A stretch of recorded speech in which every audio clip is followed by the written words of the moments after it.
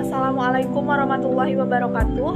Saya Selvi Nursela. Di video kali ini saya akan mempresentasikan paper dengan judul Penegakan Hukum Terhadap Tindak Pidana Penipuan Berbasis Transaksi Elektronik. Alasan saya memilih judul ini karena judul tersebut relate dengan kondisi saat ini, di mana saat ini kita telah hidup pada zaman revolusi industri. Segala bentuk kegiatan sehari-hari sangat erat kaitannya dengan teknologi, termasuk internet. Dan di sini saya mempunyai dua pokok permasalahan, yaitu yang pertama, bagaimana penegakan hukum terhadap pelaku tindak pidana penipuan berbasis transaksi media elektronik, dan yang kedua, apa saja faktor-faktor yang mendukung tindak pidana penipuan berbasis transaksi media elektronik.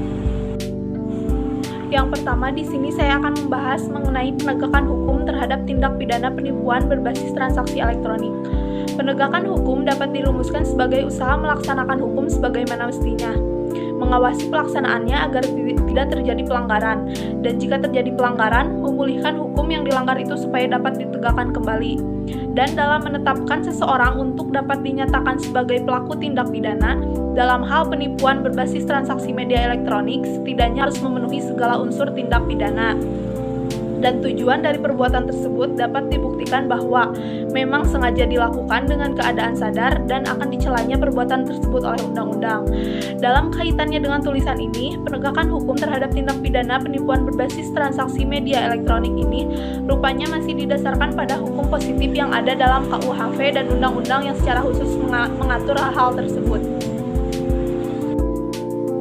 Selanjutnya, tindak pidana penipuan berbasis transaksi media elektronik diakomodir oleh Pasal 378 KUHP dan Pasal 28 Ayat 1 UU ITE.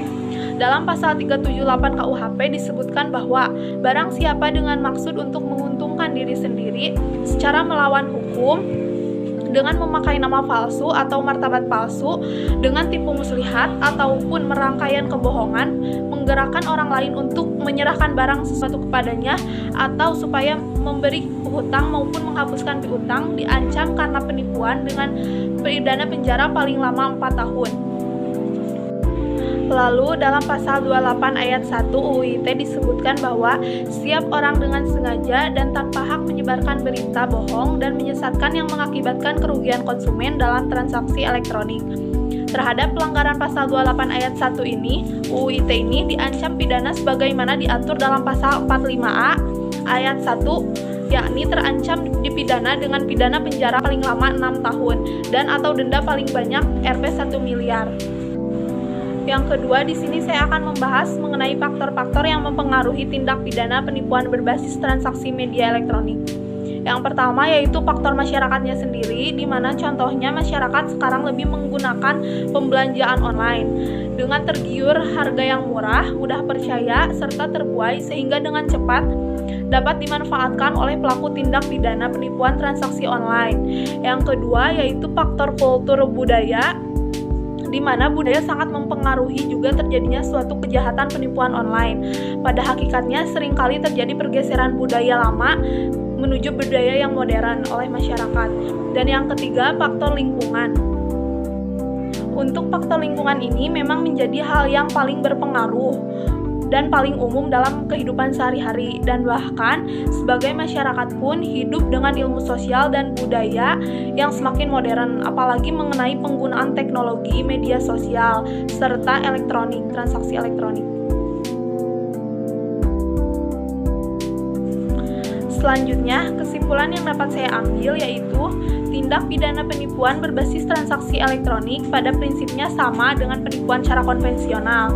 Hanya saja yang menjadi perbedaan terletak pada alat bukti atau sarana perbuatannya, yakni menggunakan sistem elektronik seperti berupa komputer, internet, dan perangkat telekomunikasi lainnya.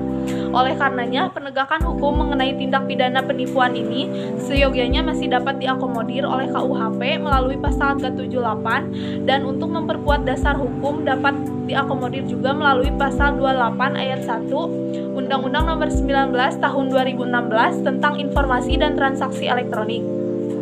Selanjutnya, tindak pidana penipuan ini dipengaruhi oleh beberapa faktor, yaitu faktor masyarakatnya sendiri, faktor kultur budaya, dan faktor lingkungan.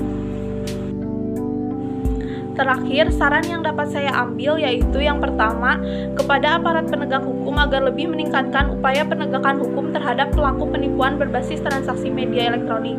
Dan yang kedua, kepada masyarakat agar lebih berhati-hati dalam menjalankan transaksi elektronik. Jangan mudah percaya dan tergiur dengan iming-iming, serta perlunya kesadaran masyarakat untuk lebih memahami hukum. Mungkin hanya itu saja yang dapat saya sampaikan. Wassalamualaikum warahmatullahi wabarakatuh.